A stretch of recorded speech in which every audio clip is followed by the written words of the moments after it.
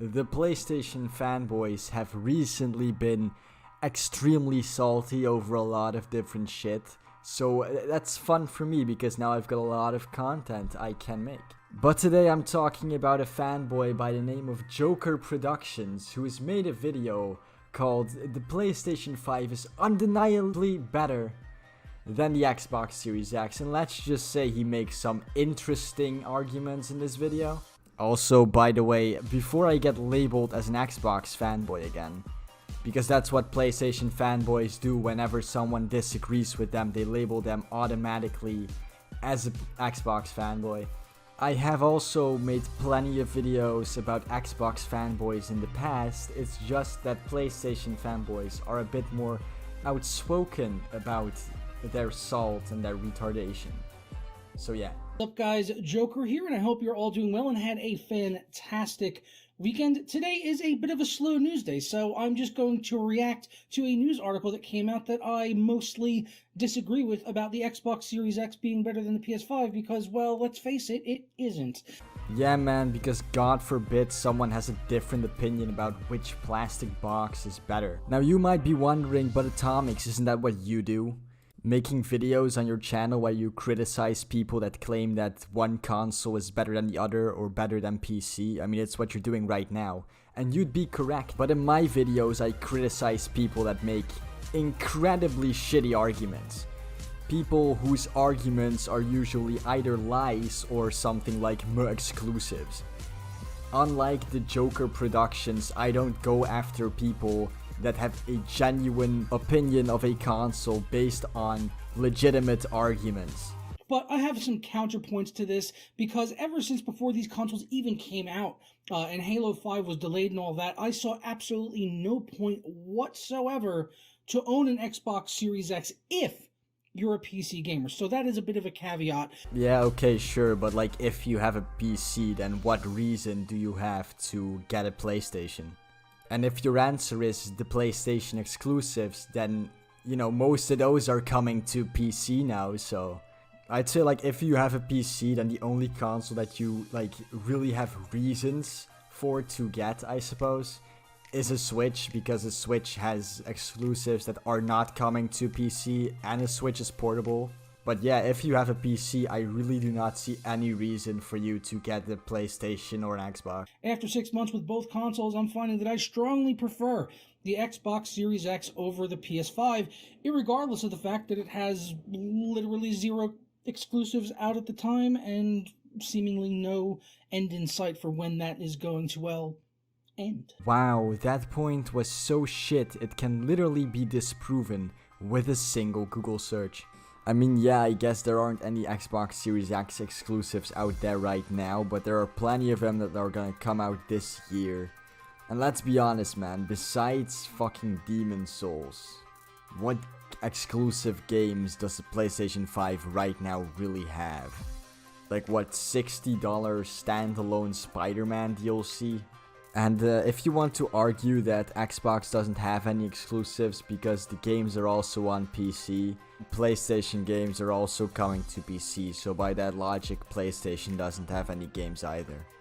He goes on to say in his article that potentially the biggest reason for this is the quick resume feature, which I now consider to be the best system feature to come to gaming in a decade. And I will 100% agree with that. The quick resume feature sounds absolutely incredible. Obviously, recently I've been playing a lot of Returnal on my PS5, and I've talked about that, and how that game is rather difficult. It has virtually no save or checkpoint system. It's a permadeath. You die, you go back to the beginning at level 0, and yes, you can progress quicker based on how far you've gotten in the game in previous runs, but if you want to stop and play another game, let's say, you're basically shit out of luck if you're in the middle of a cycle. You basically have to end it and lose all of that progress. So having something like Quick Resume would be absolutely incredible, because there's definitely times where I'm in the middle of a run and I have my system in rest mode, and I'm like, you know what, I want to play a game right now, but I don't necessarily want to play Returnal. I want to just maybe play a game of MLB The Show, which is also on Xbox now, so that's good. They have one of the previous Sony exclusives on their platform, so that's kind of a win for them. But yeah, the Quick Resume would be amazing in that type of scenario. So yeah, Quick Resume, fantastic feature, but honestly, at the end of the day, let's face it, it's a software feature. If Sony wanted to, and I think they very likely will in the next year or two, will probably implement something similar if they feel like Microsoft is selling more Series X and S's over the PS5 because of this specific feature. You know, just saying Sony could do the same thing is a really dumb counter argument, because you can literally say that to anything.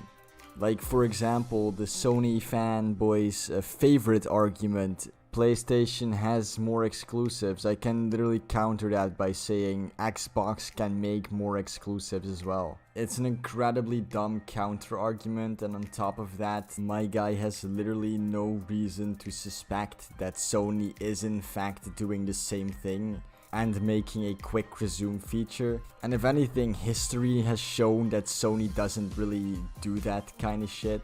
Like, for example, with backwards compatibility, they still can't do that shit right.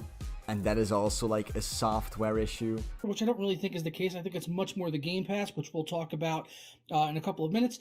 But yeah, I think that Sony could very easily implement something like the quick resume into the PS5 if they want to. And I think they probably will want to if they feel like that's, a leg up that the Microsoft console has. So that's really only a thing they may have temporarily, or it may prove to be permanent. Who really knows? But it's an awesome feature. But still, at the end of the day, doesn't compensate for the fact that the console has literally 0 exclusives. You are lying to me. Okay, that's a lie and you know it, right? Even though, like I said earlier, there are no next-gen exclusives on the Xbox Series X yet, there are definitely games on the Xbox Series X that have been ported over from last gen that are not available on PlayStation 5, like for example Grounded. His next point that he goes on to make is that it now even runs over 90 games at double the frame rate of the original release. And this is also another great point. Microsoft has been doing this with a lot of games, obviously over 90 games at this point, quoting him. I'm not sure of the exact number, just going based on his information there, but that sounds about right. Where Microsoft themselves have basically been able to double the frame rate of games without actually having to wait for the developers or anything to step forward and do something like that. And that is a feature that I definitely wish that Sony would step up and start doing as well. I believe there was a little bit of that with the recent Ratchet and Clank update. They doubled that to 60 frames per second. 60 frames per second. Imagine having a next-gen console and it's only capable of running games at 60 frames per second. While on the Xbox, using this technique, managed to run games like Mass Effect Legendary Edition at 120 frames a second. So I think it's kind of unfair to compare the two, because compared to 120 FPS, doubling the fucking frame rates to 60 FPS is nothing. His last reason is the reason that most people are always constantly quoting why you would maybe get a Series X or S over the PS5, and that is the Game Pass, which again is also a really great feature. You're going to get a lot of games and stuff on there, which is cool. But, for right now, these are all just old games. And yeah, you're getting a ton of old games, but unless you want to play old games, which you have very likely already played before on previous systems, this is pretty pointless. And yes, for new games, when they eventually come out, you will be able to try them day one or possibly even before day one, and that is another great feature, but that still doesn't take away from the fact that it has no fucking games. Yeah, man, here we are on my Game Pass for PC, and as you can tell, there are just no games whatsoever. All these pictures you see of these games, they're all fake games, they're non-existent. And even if you look at the fake games, they're incredibly old, like Destroy All Humans, which released in 2020, which is ages ago, and then Second Extinction, which is a game that released an entire whole month ago, which it's so incredibly old.